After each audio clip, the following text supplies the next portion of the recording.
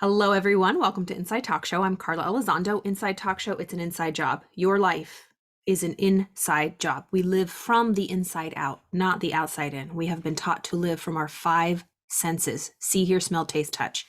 That this body is the real us. It's not. The unseen spiritual part is us. We cannot be contained. We are limitless.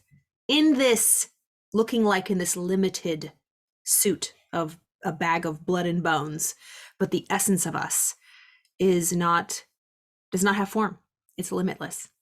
And how we live from our infinite, limitless selves is from our higher faculties, those intellectual faculties. We have six of them. Just like we have five lower senses of the physical body, we have six higher faculties of our spiritual body. Their perception, the will, reason, imagination, intuition, memory. I think I got them all. Those are the vehicles that we use.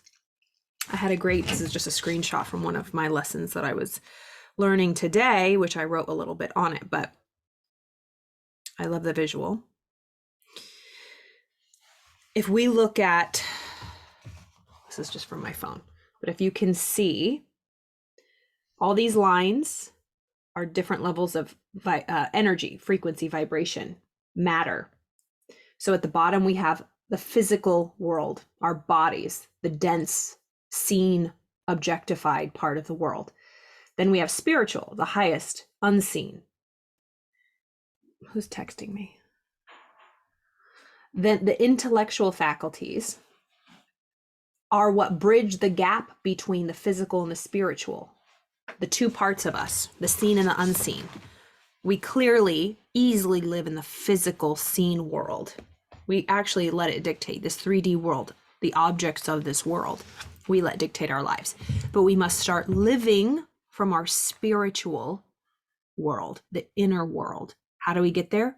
Those six higher faculties, those intellectual faculties. Learning to use those tools, building those muscles, because we cannot rely on these five senses. They're not even tools. They're just there to show us information. They can't do anything. They just receive information. All right, we're continuing the reading of The Science of Getting Rich. And you know what? This green screen might act up because this is kind of green and it was acting up earlier. But anyways, we're on chapter 15, The Advancing Person of The Science of Getting Rich by Wallace D. Wattles. What I have said in the last chapter applies to the professional and the wage earner, as well as the person who is engaged in mercantile business. No matter what your profession is, if you can give increase of life to others and make them sensible of this gift, they will be attracted to you and you will get rich. Physicians who hold the vision of themselves as great and successful healers and who work toward the complete realization of that vision with faith and purpose will come into such close touch with the infinite that they will be phenomenally successful. Patients will come to them in throngs. No one has a greater opportunity to carry into effect the teachings of this book than the practitioner of medicine. It does not matter which of the various schools of this practitioner may belong to, because the principle of healing is common to all of them and may be reached by all. The advancing person in medicine who holds to a clear mental image of success and who obeys the laws of faith, purpose, and gratitude will cure every curable case undertaken, no matter what remedies may be used. If you have a physician or any person in discipline in the healing arts that has true faith and beliefs, they are going to be the ones that attract the most patients, because if you're suffering from something, you want somebody who's hopeful, not somebody who's just going to give you some dismal, sad, hopeless prognosis. That's a big topic. You want somebody who has a can-do, right? Solution-focused attitude. One physician can look at a cancer diagnosis as you have 2 months to live, and the others, you know what? This has been healed before. Let's see what we can do. Even if it's placebo, because a lot of it is. It's our thoughts. It is our thoughts. Dr. Joe Dispenza does a lot of great work on that. There's a book actually called, I think, You Are the Placebo. Becoming Supernatural. I'm pretty sure that's the book. That's one of the books that I just read recently. It's so good. It talks about how he healed himself. He was a chiropractor and then a physician, and he studies a lot of neuroscience now, and he does a lot of great work. And there's specific like stats to back it up, scientific. Because no matter who you are, of course you want to see proof. It helps. You don't need it, but it's really interesting research. So I encourage you to look that up if you haven't already. So no one has greater opportunity than the physician who really believes and advances his level of faith so that it permeates into all of his clients and patients, or her clients and patients. In the field of religion, the world cries out for clergy who can teach their congregation the true science of abundant life.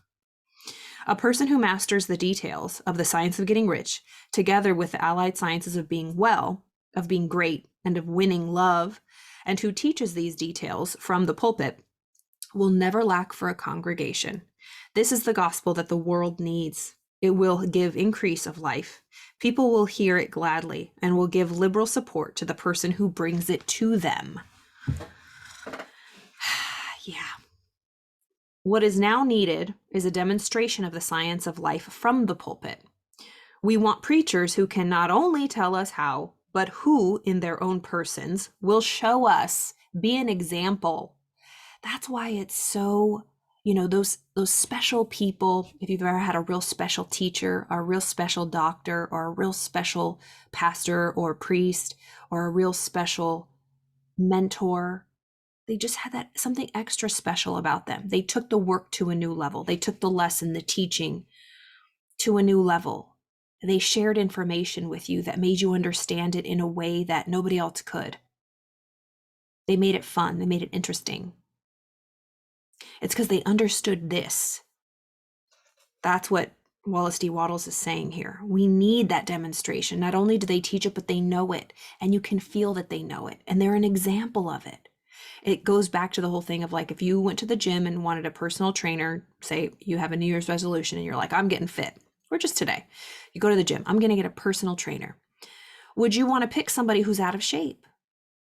Just intuitively, you're like, something doesn't match up. You want to be with somebody, a personal trainer that's ripped, that's got it going on, that knows how to do it themselves.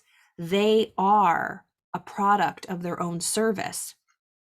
That goes into anything. You want to feel that you're not just being sold something that the person doesn't believe in. They're actually proof. They're walking proof. They talk the talk and walk the walk. I've heard of, people have, there's horror stories in every discipline, but in the therapy world, some therapists, they're just a mess. Their life is chaotic. They don't take care of themselves in any way. And then they sit across from you and something is off.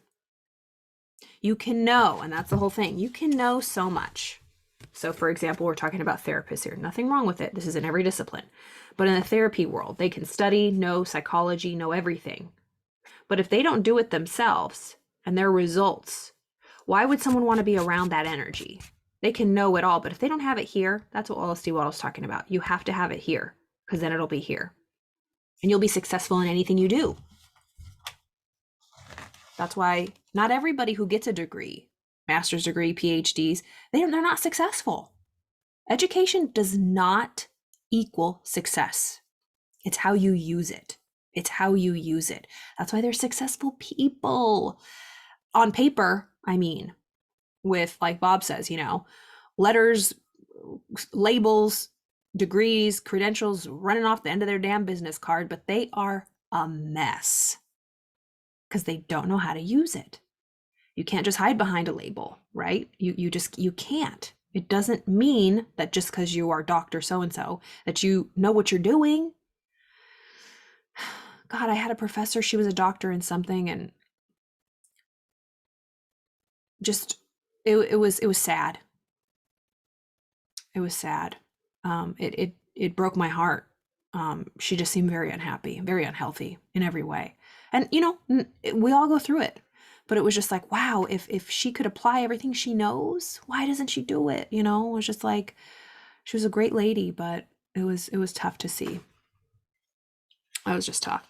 All right. So we need that demonstration. We want preachers who can not only tell us, but who in their own persons will show us. They'll show us how. We need the preacher who is rich, healthy, great, and beloved to teach us how to attain these things. And when that person comes, a loyal following will transpire. It's like, let's think about preachers. If there's a preacher who's preaching the gospel, the good news of the Lord, God's abundant, you're the child of God, you're taken care of, blah, blah, blah, but they're miserable and they're poor and they can't pay their bills, what is the disconnect? But if you find a preacher who is abundant, who's happy, who's full of life and vibrant, has a healthy, happy family, good relationships, plenty of money, more money that they can help the poor and give it away, they're living the principles that they're teaching. That's a whole nother topic. People think that holy people should be poor, but that's a whole nother thing. All right. The same is true of the teacher who can inspire the children with the faith and purpose of the advancing life. That person will never be out of a job. The teachers who have this faith and purpose can give it to their pupils. They cannot help giving it to them if it is a part of their own life and practice. The best teachers are the best students. Oh, the best teachers are the best students. My favorite teachers are the best students. Bob Proctor is the best student. He has been studying this stuff, personal development, his mentors, Earl Nightingale, just for 60 years. 60 years, daily study and discipline. I love that. He taught me how to study. And now I teach other people how to study, and they'll teach other people how to study. It's just relearning how to go about life successfully as opposed to not successfully, like I was doing before. All right, what is true of the teacher, preacher, and physician is also true of the lawyer, dentist, real estate person, insurance agent, of everybody. The combined mental and personal action I have described is infallible. It cannot fail. Every man and woman who follows these instructions steadily, perseveringly, and to the letter will get rich. The law of the increase of life is as mathematically certain in its operation as the law of gravity. Getting rich is an exact science. The wage earner will also find this to be true. Do not feel that you have to change that do not feel that you have no chance to get rich because you are working where there is no visible opportunity for advancement, where wages are small and the cost of living high. Form your clear mental vision of what you want and begin to act with faith and purpose. It goes back to, what do you want? We're even afraid to think of what we want because we don't think we can get it. That's the problem. We've been so pushed as we gotten older, because when we were kids, we were so hopeful everything was possible. Wagging our tails, so happy about everything. So much wonder. Wow. Oh, that's so cool. Kids, when they see Christmas lights, wow. I remember when we were little, we go, wow, wee, kazow, wee. We would just be like bright-eyed at new things. But if an adult does that, say you travel with your work and you go to a tropical island and you see an amazing, it's like, wow. Adults would hide that because that's considered childish or silly or stupid, or you look like an idiot. Like, come on, relax. It's just an iguana. It's like, just an iguana? That's cool. I don't see iguanas. So getting back that childlike wonder and awe, wow, and not feeling ashamed for it, because that has been shamed out of us. It's been pushed out of us. But allowing and we lose the ability, that muscle, to be amazed, to be in awe, to be grateful, to be wowed. Let's get that back. Okay. Form the clear mental vision of what you want and begin to act with faith and purpose. Do all the work you can do every day and do each piece of work in a perfectly successful manner. Put the power of success and the purpose of getting rich into everything that you do. However, do not do this merely with the idea of currying favor with your employer in the hope that your employer or those above you will see your good work and advance you. It is unlikely that they will do so. So don't do it just to show off. Do it really because you want to improve your life and the life of others. When you are merely a good worker, filling your place to the very best of your ability and satisfying that, You are valuable to your employer. It is not in the employer's interest to promote you. It is not in the employer's interest to promote you. You are worth more where you are. All right, what is he saying here? When you are merely a good worker, filling your place to the very best of your ability and satisfied with that, you are valuable to your employer. It is not in the employer's interest to promote you. You are worth more where you are. To secure advancement, something more is necessary than just to be a good worker, to be too large for your place. It is certain you will advance when you are too big for your place, and you will have a clear concept of what you want to be. When you know that, you can become what you want to be and are determined to be what you want to be. Do not try to more than fill your present place with a view of pleasing your employer. Do it with the idea of advancing yourself. Hold the faith and purpose of increase during work hours. After work hours and before work hours, hold it in such a way that every person who comes into contact with you, whether foreman, fellow worker, or social acquaintance, will feel the power or purpose radiating from you. Hold the faith and purpose so that everyone will get the sense of advancement and increase from you. People will be attracted to you, and if there is no possibility for advancement in your present job, you will very soon see an opportunity to take another job. I'll stop right there for today. There's just a little bit left, but the advancing person. The advancing person. Are you an advancing person? Whatever you're doing today, whatever position you're in, whatever life circumstance, whatever relationship you're in, are you doing just enough to get by? We talked about this. Are you just living? Well, we are all just living. Let me rephrase that. We are all just living, but are you working on yourself, growing, advancing, being an advancing person like this chapter just talked about?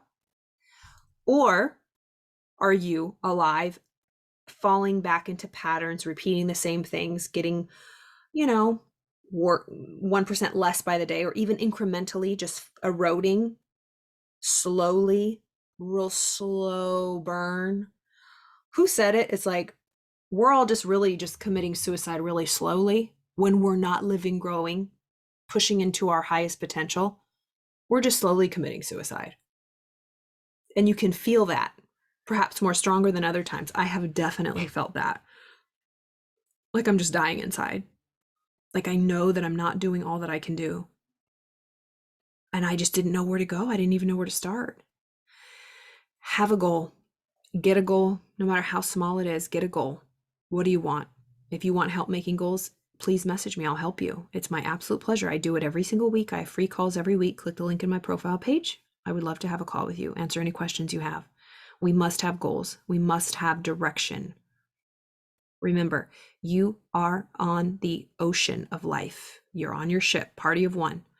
If you don't set the sails, have a map of where you're going, just going next. This doesn't have to be for like the rest of your life. Where are you landing next? Then where will you land next? Then where will you land next? It's like you have to have these incremental goals. Hopefully it's all towards something you truly want. And we all know what we want. And if you don't, take the time to figure it out. Somebody who doesn't know where they're going is a mess. I was that person. Where are you going? Do you have your map? Are you checking the weather, or are you just drifting? Are you with a fleet of ships that are just drifting and you guys are just doing nothing? Who are you surrounding yourself with? Are they encouraging you? Do they put you down? Are you too cool for school? Do you not want to look like you're putting effort? Do you want it to look like it's coming easy and you don't have to try? Are you embarrassed to look like you have to try? Are you embarrassed to put effort into it? Because if you put effort and you fail, then oh my God, the humiliation is just too much to bear.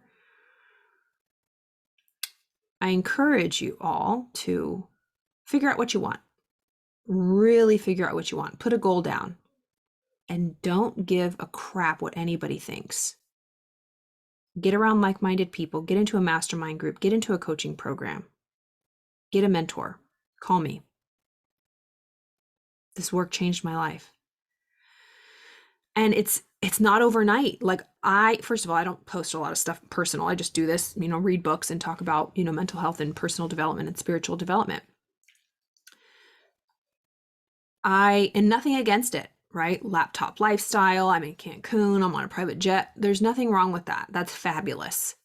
But I think what for me is lacking, and that's why I love Gary Vee. Do you guys like Gary Vee? I love him. It's both. It's that amazing, effortless lifestyle that is the benefits of the life you live, of discipline and putting in that work. The discipline and the structure allow you to have that effortless ease. That effortless ease doesn't just come from sitting on a lily pad and meditating. You have to take inspired action. It's both. It's working with both. It's working with both parts to get that. The results we want in life, you have to work for it. And it's not grind, get no sleep, team no sleep. No. It's that balance of that yin and yang, masculine and feminine, having that discipline to do it, and then the releasing it all, the letting go, the surrendering. It's both. It's a fine line. But wow, I mean, this work can really, it's not for the faint of heart. It is not for the faint of heart. My life, oh God, but it's painful both ways. If you're living a life that you don't want to live, that's painful. And then growing and stretching and pushing yourself, that can be painful too. But I said, pain is a choice. It can be, not one that I always don't choose, but I like to use the word discomfort, being uncomfortable. Growth is uncomfortable. I've been so uncomfortable for the past couple of years. I have been more uncomfortable, and I'm uncomfortable right now. I am not where I want to be. I am growing every day to where I want to be. And I know I'll get there because I'm doing the work. I'm doing the daily work. And that's why I can go to bed every night knowing that I've done all that I can do. Getting 1% better every single day. Do you feel like you're getting 1% better every day? Do you feel like you're growing, that you're stretching? Or do you feel like you're just, there's no such thing as staying the same? You're either going one way or going the other way. Do you feel like you're losing? Do you feel like you're winning? Do you feel like you're dying or growing? Do you feel like you're getting farther away and drifting, or are you getting closer to whatever the next goal is for you? I hope you enjoyed that. We'll continue, of course, on Monday. I hope you have a wonderful day, wonderful weekend. Enjoy the eclipse. I'll have to look that up. I don't know where it is or what's going on. But as always, reach out if you have any questions. I would love to meet you and chat with you and answer any questions you have. But have a wonderful weekend, y'all. I'll see you on Monday.